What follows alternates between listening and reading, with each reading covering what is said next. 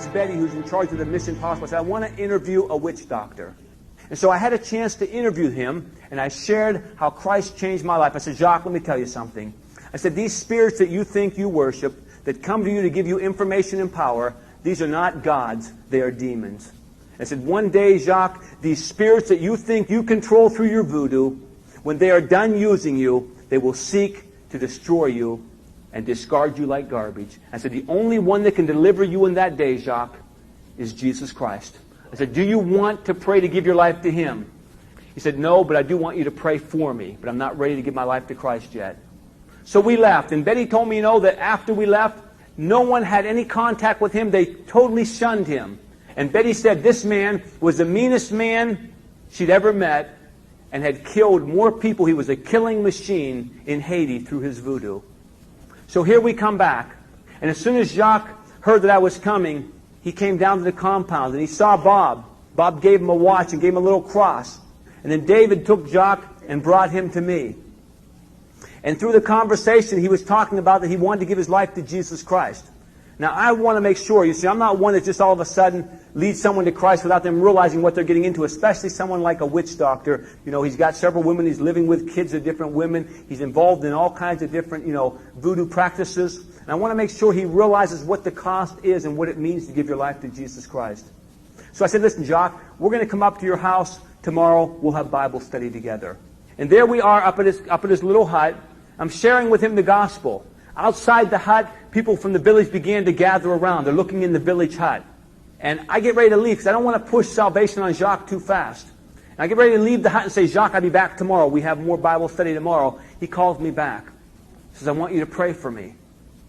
So this time I said, listen, we're just going to go ahead and we're just going to get into this. And the Holy Spirit begins to fall. One thing that everyone there witnessed was they'd never seen an outpouring of God's Spirit so powerful in their life. And I began to proclaim in prayer the power of Christ being greater than the power of voodoo. I began to pray a prayer of renunciation of voodoo practices. Jacques is repeating everything after me. The people around the hut are beginning to get agitated. The village is beginning to get up into an uproar. I begin to leave again after that prayer. I say, Jacques, I see you tomorrow. He calls me back. And this time David and Bob are with me, and the girls are outside. He takes us into this little inner room. And in this inner room, he lights a candle. And all his voodoo paraphernalia are in this room, and he begins to get a basket and begins to gather all his voodoo items up. We did not tell him anything to do. The Holy Spirit moved on this man's heart. He began to spontaneously move in this direction. No hype, no emotionalism, no trying to set this up. Jacques got them all, took them out there. They started a fire.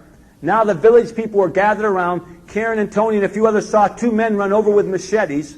One guy got a lead pipe, and they said they were agitated. Their eyes were like fire. Their nostrils were inflamed, but they had prayed a wall of protection. God's Spirit was so powerful, I could care less whether we lived or died because God's presence and His power was so overwhelming. The people were gathered around, and God just gave me a message. I just began to proclaim. I said, this day you may wonder what happened. I said, this day the God who created the heavens and the earth has revealed Himself to Jacques the witch doctor, and he's given his life to Jesus Christ. And I challenge them to do so. And I raised my hand in commitment, and everybody simultaneously and spontaneously raised their hand, and almost all of the women, all of the children, and several of the men raised their hand to make commitment to Jesus Christ. And after I was done, I looked and I saw several men with the most evil, hateful look, and I knew they would probably try to kill Jacques. I said, listen, I said, Jacques had courage this day to give his life to Jesus Christ. I said, I hope you have the courage to do so. I said, tomorrow I come back. We have Bible study. I want you to be here. They nodded their heads, said, we come. And the next day after we came back, they were there. We went, split into teams of 3 and went into the villages and began to minister to the people. And God did an amazing thing there. And Jacques came to all the Bible studies there at the mission compound. They watched the 10 Commandments. On video, when God parted the Red Sea, you heard these Haitians just cheering, and Jacques was watching intently. He shared his testimony, and 2 different Haitian pastors said they would disciple him, and our group decided to support him through the mission compound. And the only hope for Haiti, the only hope for the world, is the gospel of Jesus Christ. And Jesus said this gospel must be preached to all the world, and then the end shall come.